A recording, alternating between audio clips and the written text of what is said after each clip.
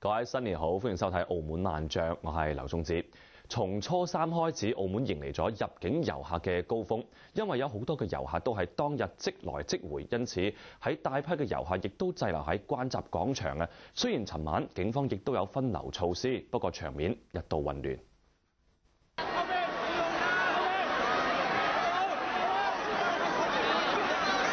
大年初三晚上，關閘出境大廳門口上千名旅客滯留，場面一度混亂。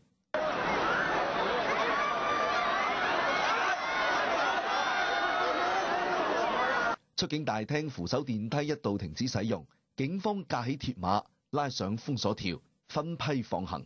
有遊客趕住出關，試圖衝擊警方封鎖。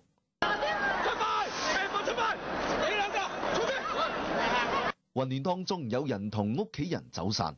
係我應該揾唔到佢啦，我而家。有全家嚟旅遊嘅遊客擔心安全，寧願坐喺一邊吹住冷風。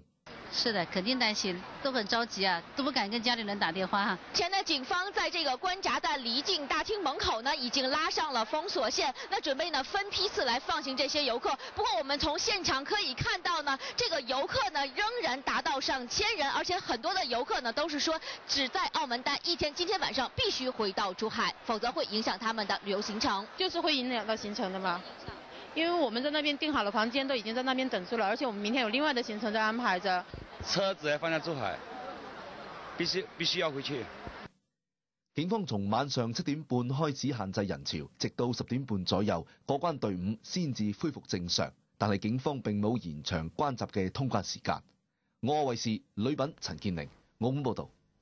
尋晚初三晚上啊，上千名遊客滯留喺關閘廣場，有啲遊客同我哋話，佢哋等咗4個幾鐘頭先至過到關啊，對警方安排非常之不滿。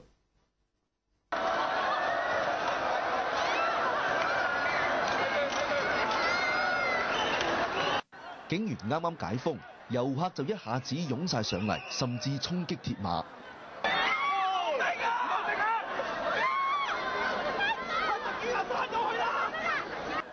治安警察局局長李小平親自上陣指揮，安排老人同埋細路仔使用升降 lift。關閘出境大廳人越積越多，有遊客表示已經滯留咗超過4個鐘頭，唔滿意警方嘅現場安排。你們這種事情就是說提前應該做好分流的準備，是不是有個鐵馬或者這樣子？你看老人和小孩都在這裡，對他們的城市安全造成很大的衝突的，真的很危險的。特別人多的時候一擠的話，全部都擠到前邊來的。人多，如果不放，還能越來越多嗎？還能越來越少嗎？只能是越來越多。應該想辦法往裡放，而不是說人多了我就不能放了，那不放就少了嗎？嗯，4個小時。嚟到澳門但係出唔去，經過呢次事件，有遊客對澳門嘅旅遊形象大打折扣。其實澳門城市是很漂亮，挺不錯的。然後到這裡把我們今天對澳門的好感，這個就實在是不敢，打了一個很大的折扣啊！亦都有等待出關嘅澳門市民認為遊客爆棚影響到本地人嘅通關生活，希望政府檢討澳門究竟有冇咁大嘅遊客接待能力。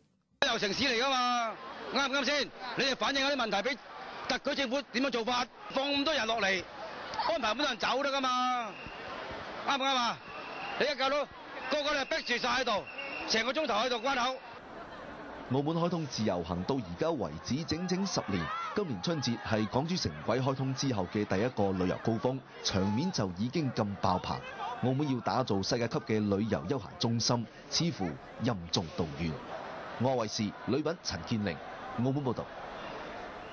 年初三晚上，大批嘅遊客滯留喺關閘嘅廣場啦，而對於警方嘅安排，亦都係備受批評。對此，澳門治安警察局亦都做出回應澄清，話警方對於入境嘅遊客數字準確評估，同時亦都係做咗非常之恰當嘅分流應對措施。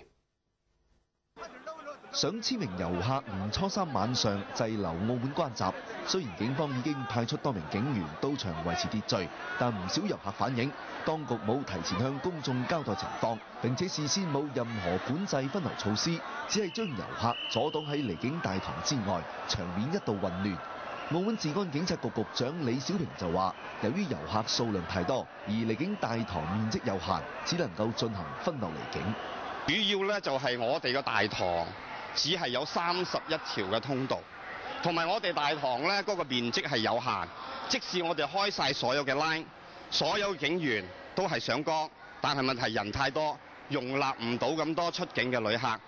大年初三，澳門各口岸總出入境人次超過43萬，而單係關閘口岸嘅出入境人次就超過26萬。